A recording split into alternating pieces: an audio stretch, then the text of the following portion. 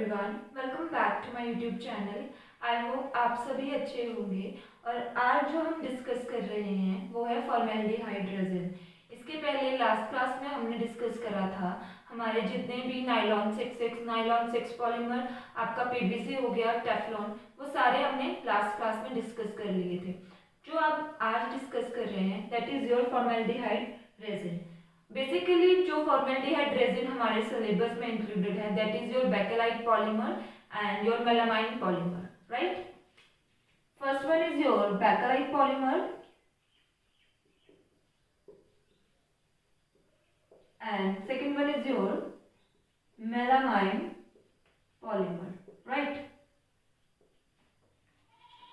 So जो हम आज डिस्कस करेंगे that is your bakelite polymer.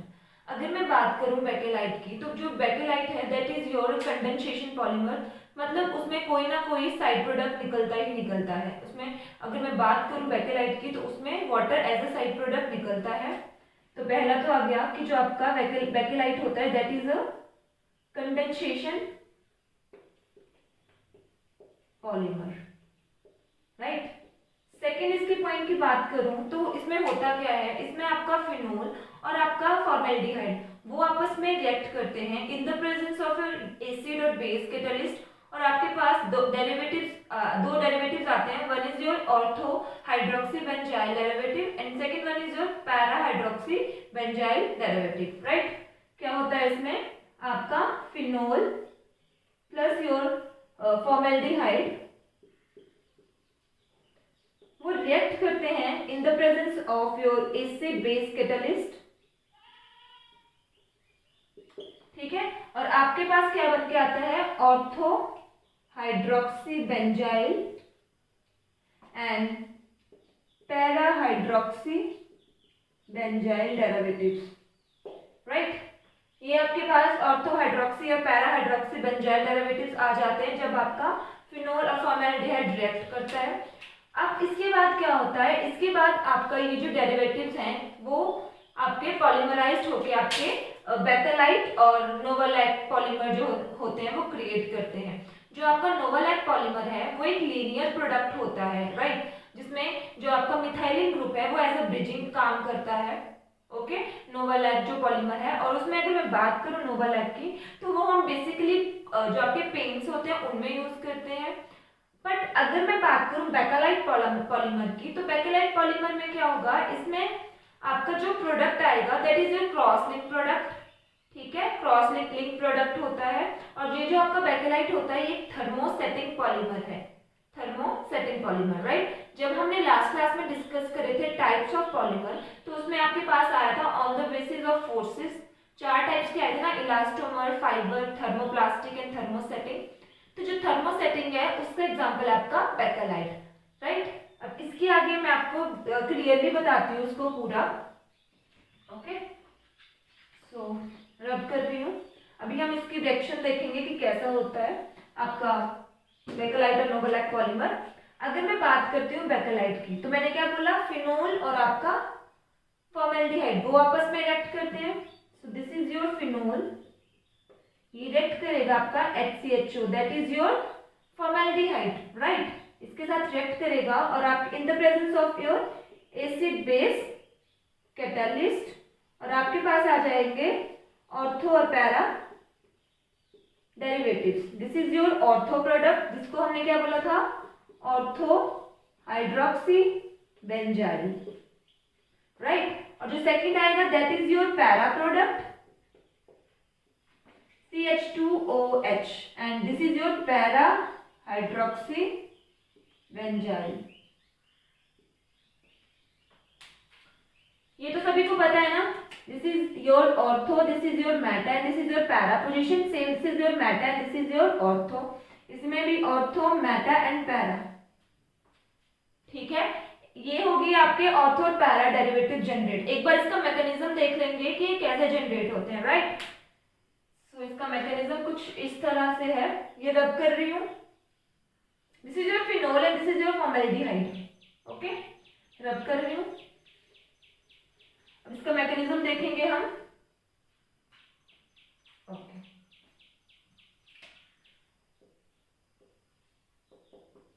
This is your phenol. अब मैंने क्या बोला था कि फिनोल और फॉर्मेल्डिहाइड रिएक्ट आपस में रिएक्ट करेंगे in the presence of your acid base catalyst, right. अब मुझे पता है कि जो आपका बेस होता है वो क्या करता है, प्रोटॉन को अब्स्ट्रैक्ट करता है।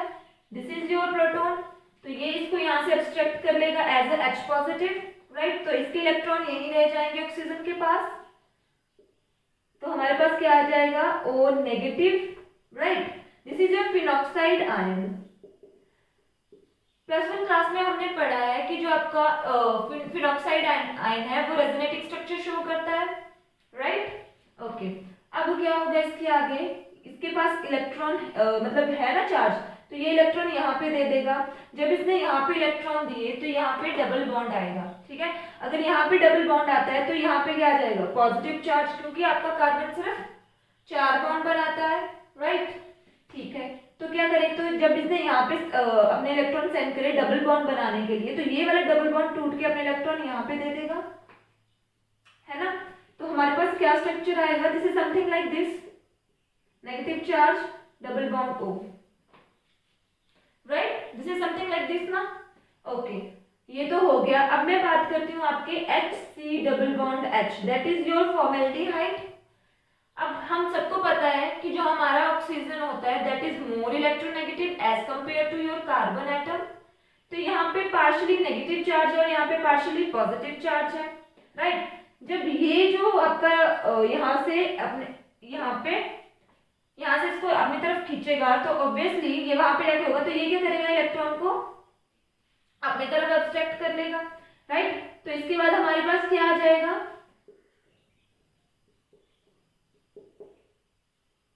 C, ये जो आपके यहाँ से डबल बॉन्ड के इलेक्ट्रॉन ऊपर चले जाएंगे देन O नेगेटिव, राइट। और यहाँ पे आ जाएगा H, ठीक है। और यहाँ पे हमें पता है एक हाइड्रोजन तो प्रेजेंट होता ही होता है, बट ये जो होता है ये अनस्टेबल होता है। क्यों? क्योंकि हम सब जानते हैं हर किसी को अपनी स्टेबिलिटी बहुत प्यारी होती है।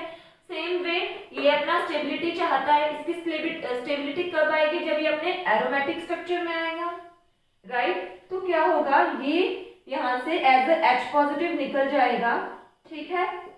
और ये इसके जो यहाँ पे जो इलेक्ट्रॉन है वो यहाँ पे यूज हो जाएंगे डबल बॉन्ड बनने के लिए और ये ऊपर ट्रांसफर हो जाएगा, ठीक है। तो हमारे पास क्या बनेगा,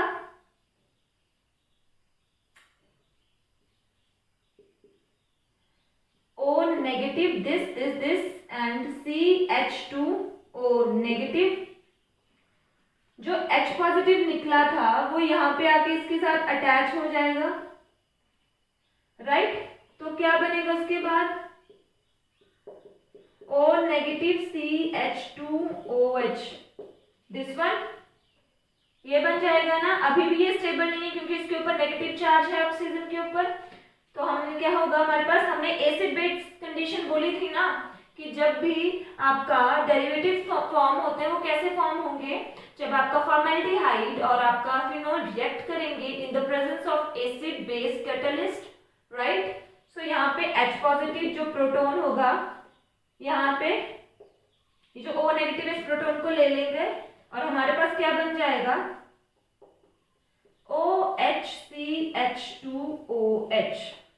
दिस इज योर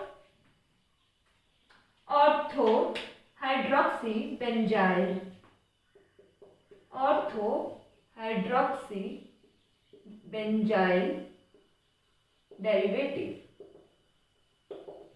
राइट।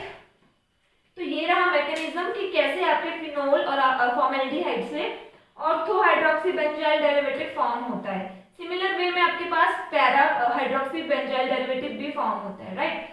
ये हो गया। अब इसके बाद क्या होगी, इसके बाद पॉलीमराइजेशन होगी। This is the monomer unit आ गई, मतलब इसको मोनोमर यूनिट लेके चलेंगे। अब इसकी पॉलीमराइजेशन होगी और आपके पास नोवोलैक पॉलीमर जो है, जो एक लीनियर प्रोडक्ट होता है, वो हमारे पास फॉर्म हो जाएगा। Let's do that. रब कर रही हूँ।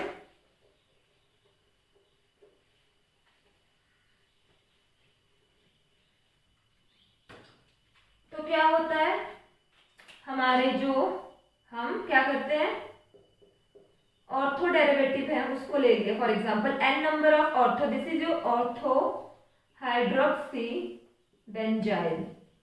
ठीक है, इसकी पॉलीमराइजेशन करी हमने, तो क्या प्रोडक्ट आया हमारे पास, चलो मैं बता देती हूँ कैसे होगी, ध्यान से देखेंगे। This is your OH CH2OH plus, because हमने n नंबर लिए ना, तो कैसे होएगी OH CH2OH, और यहाँ पे तो H प्रेजेंट ही है ना, plus OH CH2OH and H। अब मैंने क्या बताया था स्टार्टिंग में ही कि ये जो आपका बेकेलाइट होता है दैट इज वो क्या है, कंडेंसेशन पॉलीमर है, मतलब उसमें कोई ना कोई साइड प्रोडक्ट आएगा, राइट। तो यहाँ से क्या निकलेगा, ध्यान से देखेंगे, यहाँ से OH और यहाँ से H, दैट मीन यहाँ से वाटर मॉलिक्यूल निकलेगा, यहाँ से OH और यहाँ से H वाटर मॉलिक्यूल निकलेगा, सेम यहाँ से भी निकलेगा, और फर्दर लीनियर मतलब चेन आगे तक है, और यहाँ पे भी चेन आगे तक है, राइट। तो क्या प्रोडक्ट आएगा हमारे पास, ध्यान से देखेंगे, OH CH2 बचता ना, ये तो निकल गया, OH CH2 OH and this is your chain further आगे, और यहाँ पे N। So this is a linear product, right, और इसको हम बोलते हैं नोवोलैक। क्या बोलते हैं इसको, नोवोलैक पॉलीमर। मैंने क्या बताया था स्टार्टिंग में ही कि ये जो आपका नोवोलैक पॉलीमर होता है, इसमें कौन सी ब्रिजिंग देखने को मिलती है, that is your methylene bridging. So this is your methylene bridging. इसको यहां से वाटर मॉलिक्यूल जब निकालेंगे तो आपके पास ये स्ट्रक्चर बनेगा, and that is a linear product, और इसको हम नोवोलैक के साथ साथ और एक चीज बोलते हैं, दैट इज रिजोल्व। ठीक है, नोवोलैक पॉलीमर है, वो भी आपका बेकेलाइट फॉर्म कर सकता है। कैसे, आपका नोवोलैक पॉलीमर जो है वो फर्दर फॉर्मेल्डिहाइड के साथ रिएक्ट करके आपका बेकेलाइट फॉर्म करता है। Okay, so this is your novolac polymer. और अगर मैं बात करूं इसके यूजेस की, तो आपका नोवोलैक पॉलीमर जो है उसे हम पेंट्स वगैरह में यूज करते हैं। ठीक है, ओके। सो नेक्स्ट अब हम देखेंगे पॉलीमर सॉरी आपका बेकेलाइट फॉर्मेशन।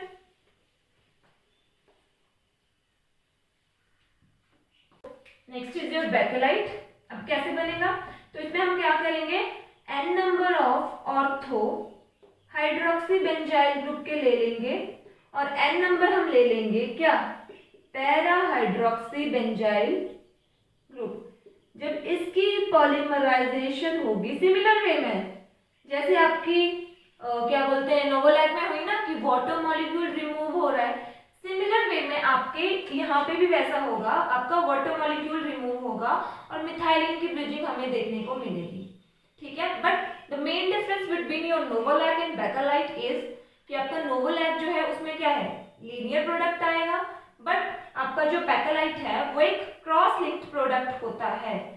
ठीक है, that is your example of thermosetting polymer. Got it, okay. तो कैसा बनेगा हमारा, यहाँ ध्यान से देखेंगे,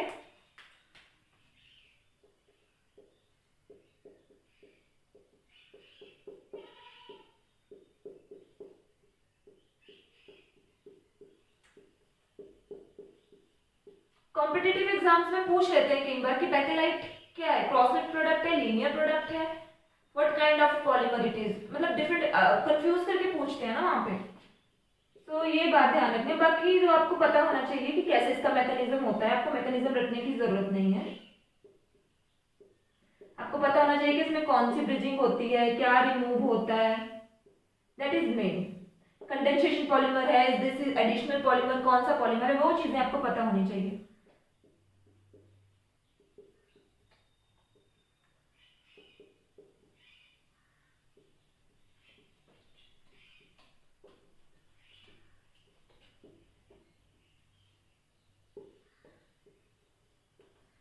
So this is your bakelite, right? This is your bakelite जो कि एक क्रॉस लिंक प्रोडक्ट है, और इसमें भी हमें ब्रिजिंग देखने को मिल रही है, राइट? ब्रिजिंग मिल रही है ना CH2 से। और ये इसका मतलब है कि n नंबर ऑफ चेन। तो आपको मेन बात याद रखनी है कि आपका बेकेलाइट जो है वो क्या है, क्रॉस लिंक प्रोडक्ट है, right, this is your bakelite. अब बात आती है क्या कि इसके यूजेस क्या होते हैं। अगर मैं बात करूं लो डिग्री पॉलीमराइज्ड बेकेलाइट की, तो हम उसे यूज करते हैं ग्लू बनाने में, ऐसा ग्लू बनाने में जिसे हम यूज करते हैं, जो हमारी वुडन होती है उनकी लैमिनेशन के लिए जो ग्लू हम यूज करते हैं वो हम उसमें उसका यूज हम बेकेलाइट से करते हैं, ठीक है। अगर मैं बात करूं हाई डिग्री पॉलीमराइज्ड आपका बेकेलाइट, तो उसको जो हमारे यूटेंसिल्स के हैंडल्स होते हैं ना उनमें यूज करते हैं। साथ में ये जो आपकी इलेक्ट्रिकल स्विचेस होते हैं उनमें भी आपका हाई पॉलीमराइज्ड बेकेलाइट जो होता है वो यूज होता है। So these are some of the uses of your Bakelite, right. So आज this is enough for today. आज हमने क्या क्या डिस्कस करा, हमने बेकेलाइट पॉलीमर देखा, हमने नोवालाइट देखा, उसके यूजेस देखे, हमें ये पता लगा कि आपका novolac is a linear product whereas your Bakelite is your cross link product, right, और ये कंडेंसेशन पॉलीमर होता है। So I think this is enough for today. Next class में हम डिस्कस करेंगे melamine and vulcanisation of rubber. I hope आपको video अच्छी लगी हो। अगर वीडियो अच्छी लगी हो then please share and subscribe my channel, और कोई मिस्टेक होगी हो then I am sorry. Thank you so much.